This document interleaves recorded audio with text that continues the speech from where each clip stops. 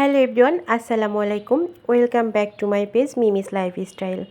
আজকে আপনাদের সাথে শেয়ার করছি বিয়েবাড়ি স্টাইলে শাহি রোস্ট রেসিপি। খুব সহজভাবে দেখিয়েছি, আশা করছি সবার কাছে ভালো লাগবে। আর এভাবে রোস্ট রান্না করলে আপনার রোস্টটা অনেক বেশি মজা হতে বাধ্য। রেসিপিটা ভালো লাগলে একটা শেয়ার দিয়ে দেবেন। রোস্ট রান্না করার জন্য এখানে আমি 4 পিস রোস্ট লবণ আর শুকনো মরিচ দিয়ে মাখিয়ে রেখেছি। এখানে নিয়েছি জয়ফল, জয়ত্রী, পোস্ত দানা, কাঠবাদাম, কাজু বাদাম মিক্স, পেঁয়াজ বেরেস্তা, টক দই। মোট কথা রোস্ট রান্না করার জন্য যে উপকরণগুলো লাগবে সবগুলো আমি গুছিয়ে নিয়েছি এক জায়গায় করে। এখন আমি রোস্টগুলো ভেজে নেব, চিকেনগুলো ভেজে নেব। এখানে আমি শুধুমাত্র লবণ আর মরিচের গুঁড়া দিয়ে মাখিয়ে রেখেছিলাম। আপনারা চাইলে টক দই, আদা রসুন পেস্টও দিতে পারেন। তো আমি আর কিছু দেইনি, জাস্ট লবণ মরিচের গুঁড়া দিয়ে একটু ডিপ ফ্রাই করে নিচ্ছি। আমার কাছে চিকেনগুলোকে ডিপ ফ্রাই করে নিলে ভালো লাগে। আপনারা চাইলে হালকা করেও ভেজে নিতে পারেন, এটা আপনাদের পার্সোনাল চয়েস। তো চিকেনটা একটু কালার আসা পর্যন্ত ভেজে নিয়ে তারপর আমি তুলে নিচ্ছি। আর যে তেলে চিকেন ভেজেছি ওই তেলের মধ্যেই আমি এখন গোটা গরম মশলা দিয়েছি কালো গোলমরিচ 7-8টার মতো। এরপর আমি দিয়ে দিয়েছি হাফ কাপ পেঁয়াজ কুচি।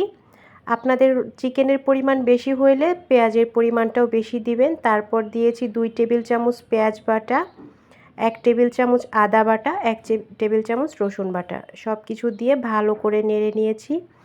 এরপর আমি এখানে দিয়ে দেব হাফ চা চামচ মরিচের গুঁড়া, হাফ চা চামচ ধনিয়া গুঁড়া, হাফ চা চামচ জিরা গুঁড়া। স্পাইসিটা আপনাদের পছন্দ মতো দিবেন। আমার কাছে চিকেনটা একদম মিষ্টি মিষ্টি ভালো লাগে না, এজন্য আমি হালকা স্পাইসি করি। এরপর আমি এখানে দিয়ে দিয়েছি স্বাদ মতো লবণ। আর আমি যে পোস্ত দানা, কাঠবাদাম, কাজু বাদামটা বেটে নিয়েছি, একটু আগে আপনাদেরকে দেখাইলাম, ওই বাটাটাই দিয়ে দিয়েছি। এরপর এখানে আমি দিয়ে দেব জয়ফল, জয়ত্রী গুঁড়া আর কিশমিশ, আলু বোখারা। এগুলো দিয়ে মশলাটাকে ভালো করে কষিয়ে নিব। একটা কথা বলে রাখি, মশলাটা আপনি যত ভালো করে কষাবেন রোস্টের গ্রেভিটা ততই মজা হবে। এখানে আমি দিয়ে দিচ্ছি 1 টেবিল চামচ টমেটো সস। একটা একটা করে মশলা দিব আর ভালো করে নেড়ে নিব যাতে করে মশলাটা পোড়া লেগে না যায়। তারপর দিয়ে দিচ্ছি কিছুটা পেঁয়াজ বেরেস্তা। এরপর দিয়ে সামান্য পানি দিয়ে নিব। পানিটাও সামান্য দিব, জাস্ট মশলাটা যাতে পোড়া না লাগে এজন্যই। তারপর দিয়ে দিচ্ছি ফ্যাটানো টক দই। এখানে আমি এই টিপসটা আমার প্রতিটা ভিডিওতেই দেই। যখনই আপনারা টক দইটা দিবেন যে কোনো রান্নাতেই চুলার আঁচটা একদম লো করে নেবেন। তাতে করে যেটা হবে, আপনার টক দইটা ফেটে যাবে না, মানে ছানা কেটে যাবে না তরকারির মধ্যে, গ্রেভির মধ্যে। এরপর মশলাটা ভালো করে কষিয়ে নিয়ে আমি এখানে ভেজে রাখা চিকেনগুলো দিয়ে দিচ্ছি। চিকেনটা দেওয়ার পর এই মশলার মধ্যে কিছুক্ষণ ঢাকা দিয়ে কষিয়ে নিব। এই 3-4 মিনিটের মতো হবে। আর এই 3-4 মিনিটের মধ্যে আমি ঢাকনা তুলে দুবার উল্টে পাল্টে দিয়েছি। এরপর আমি এই রান্নাটা পুরোটাই দুধ দিয়ে করব। আপনারা চাইলে দুধ আর পানি মিক্স করেও করে নিতে পারেন। আমি এখানে গরুর দুধটা জাল করে নিয়েছিলাম আগে থেকে, ওই দুধটাই দিয়ে দিচ্ছি। আপনারা কিন্তু চাইলে গুঁড়া দুধ গুলিয়ে নিয়েও দিতে পারেন।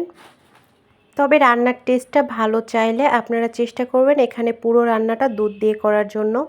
তারপর এখানে আমি 3-4টা কাঁচামরিচ মাঝখান থেকে ভেঙে দিয়ে দিয়েছি। বেশ কিছুক্ষণ রান্না করে নিয়েছি, দুধটা কিছুটা শুকিয়ে আসা পর্যন্ত।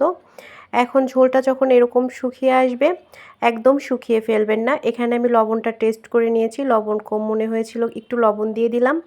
দিয়ে দিচ্ছি স্বাদ মতো চিনি, গুঁড়া দুধ। এই পর্যায়ে গুঁড়া দুধটা দেওয়ার চেষ্টা করবেন, আপনার রোস্টের টেস্টটাই চেঞ্জ হয়ে যাবে, এতটা মজা হবে।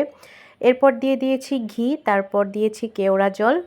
আর সবার শেষে আমি এখানে দিয়ে দেব পেঁয়াজ বেরেস্তা। রোস্ট রান্নার লাস্টে এই উপকরণগুলো ব্যবহার করলে রোস্টের টেস্ট অসাধারণ হয়, একদম বিয়েবাড়ির শাহী একটা টেস্ট পাবেন। তো সব কিছু দেওয়ার পর আমি এখন চুলাটা অফ করে দিব, কারণ এর থেকে বেশি ঝোলটা শুকাইলে একদম বেশি ঝোল শুকিয়ে যাবে, কারণ ঠান্ডা হওয়ার পর ঝোলটা আরও কিছুটা শুকিয়ে যাবে। তো এই তো হয়ে গেল আমার রোস্ট রান্না। দেখলেন তো কত সহজে খুব মজার বিয়েবাড়ি স্টাইলে শাহী রোস্টটা রান্না করে নেওয়া যায়।